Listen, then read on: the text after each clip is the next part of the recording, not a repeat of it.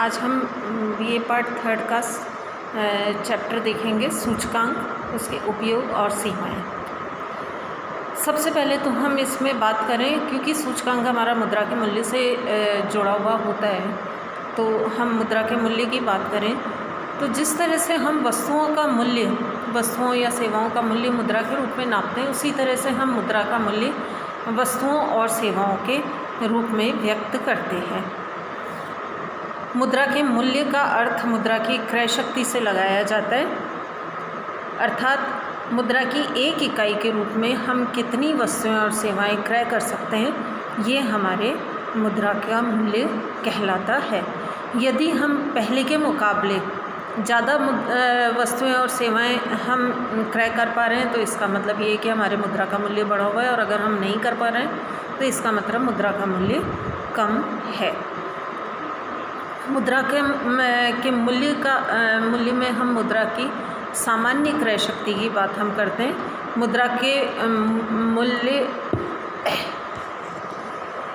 व वस्तु और सेवाओं का सामान्य कीमत स्तर, इनमें हमेशा विपरीत संबंध रहता है। तो मुद्रा का मूल्य हमारा, उसका फॉर्मूला अगर हम देखें तो वो होता है VM = 1/P, यानी वैल्यू ऑफ मनी, जिसे हम VM कहते हैं, ये 1/P, P का मतलब है कीमत स्तर। तो इसका कीमत से, मुद्रा के मूल्य का कीमत से विपरीत संबंध होता है।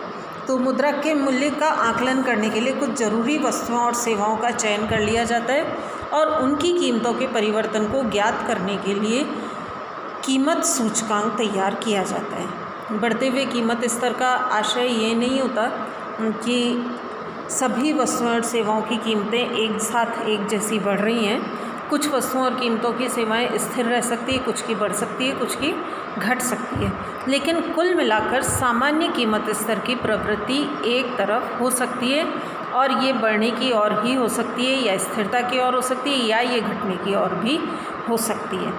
तो यहाँ हमें ये देखना ज़रूरी होता है कि मुद्रा के मूल्य को निरपेक्ष रूप में नहीं व्यक्त किया जा सकता, बल्कि एक अवधि में पूर्व अवधि की तुलना में इसके परिवर्तन को व्यक्त किया जा सकता है।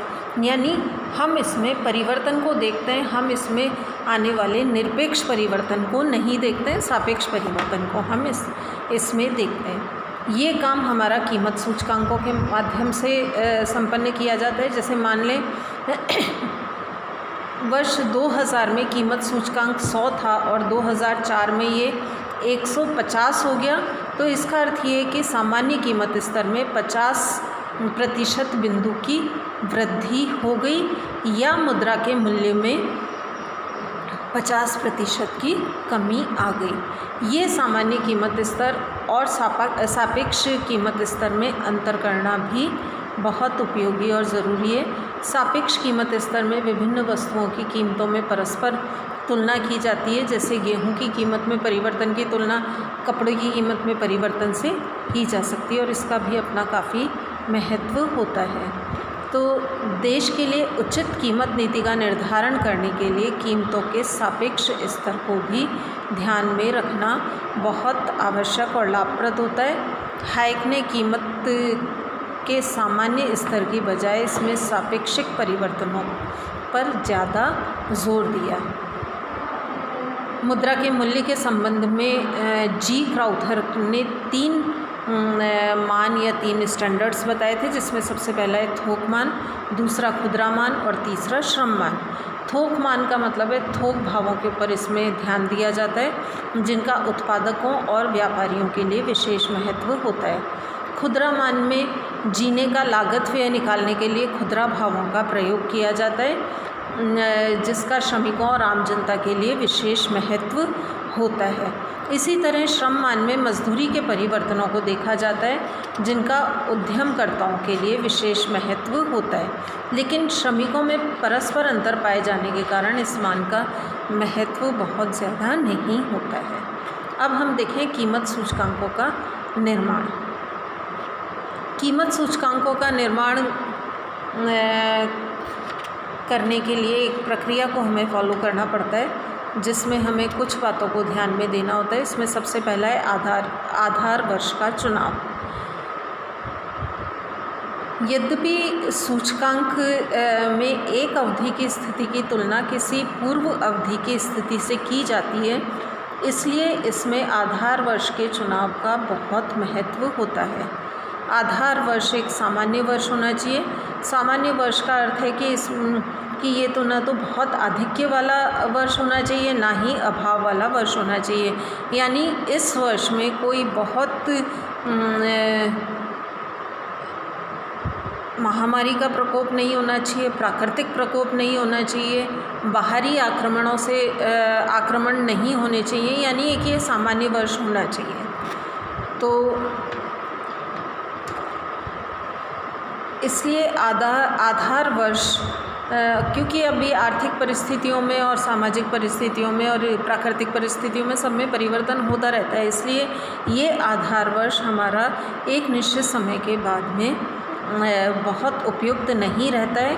इसलिए आर्थिक वातावरण और दशाओं के बदलने पर नया आधार वर्ष चुनना ज़रूरी हो सकता है। जैसे वर्तमान में अगर हम भारत के संबंध में देखें तो यहाँ साप्ताहिक थोक मूल्य सूचकांक आधार वर्ष 1993-94 है, जो इससे पहले 1981-82 रहा था और उससे पहले भी कई बार बदला गया है और इसमें फिर संशोधन पर विचार किया जा रहा है।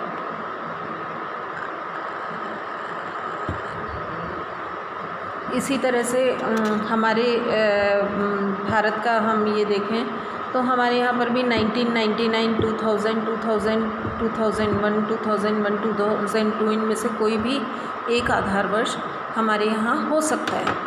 तो दूसरा है वस्तुओं का चुनाव। अब वस्तुओं का चुनाव और संख्या ये सूचकांक के उद्देश्य पर निर्भर करती है। थोक मूल्य सूचकांक में वस्तुओं की संख्या उपभोक्ता मूल्य सूचकांक से अधिक होती है, क्योंकि प्रथम सूचकांक का दायरा यानी थोक मूल्य सूचकांक का दायरा दूसरे सूचकांक यानी खुदरा सूचकांक से काफ़ी व्यापक होता है। 1993-94 में थोक मूल्य सूचकांक का सीरीज़ 435 मदों पर आधारित की गई थी, जबकि 1981-82 में इस सीरीज़ के अंदर 447 मदों को शामिल किया गया था। उपभोक्ता मूल्य सूचकांक में अमुक स्थान के अमुक श्रमिक के उपभोग को शामिल होने वाली वस्तुओं और सेवाओं की कीमतों में शामिल किया जाता है। तीसरी बात जो इसमें है वो है कीमतों के आंकड़े एकत्रित करना।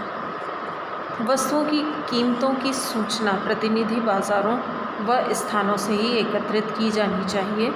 थोक मूल्य सूचकांकों के लिए सूचना प्रमुख थोक बाज़ार और मंडियों से एकत्रित की जानी चाहिए। उपभोक्ता मूल्य सूचकांक के लिए खुदरा भाव उन स्थानों से एकत्रित किए जाने चाहिए जहां से श्रमिक या उपभोक्ता वस्तुएं व सेवाएं खरीदी जाती हैं। चौथी बात है कीमत सापेक्षों का अनुमान लगाना। सूचकांकों के निर्माण की प्रक्रिया में कीमत सापेक्षों को तैयार करना ज़रूरी होता है। जैसे वर्ष 2000 में गेहूं का भाव 500 रुपये प्रति क्विंटल हो गया, 2004 में 700 रुपये प्रति क्विंटल और 2000 तो ये जो कीमत सापेक्ष 2000 और 2004 के बीच का रहेगा वो होगा हमारा 700/500 × 100। ये मैं आपको बोर्ड पे भी करके बाद में दिखा दूँगी, ये पेन आज चल नहीं रहा है। तो ये हमारा आता है 140 हमारा सापेक्ष की मात्रा होगी। इसका फॉर्मूला हमारा कीमत सापेक्ष की मात्रा का फॉर्मूला है कीमत सापेक्ष = वर्तमान वर्ष की कीमत डिवाइडेड बाय आधार वर्ष की कीमत × 100।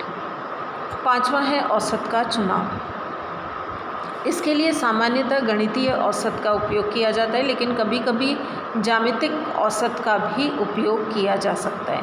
गणितीय औसत में कीमत सापेक्षों को जोड़कर मदों की संख्या से भाग दिया जा सकता है।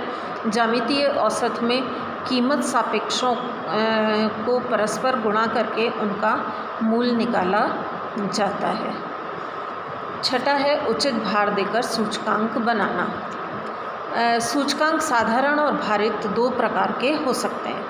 साधारण सूचकांक में सभी मदों को एक जैसा भार दिया जाता है और भारित सूचकांकों में विभिन्न मदों को उनके महत्व के आधार पर अलग अलग भार दिया जाता है। उदाहरण के लिए उपभोक्ता के बजट में चीनी और नमक, इनका महत्व एक सा नहीं होता है।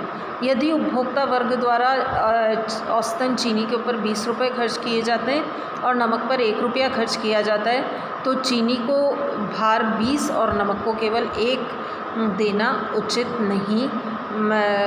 देना उचित माना जाएगा। इससे विभिन्न वस्तुओं का सापेक्षिक महत्व स्पष्ट हो जाता है। अब कल देखेंगे अपन कि सरल थोक सूचकांक और भारित थोक सूचकांक किस तरह से बनाया जाता है। Thank you.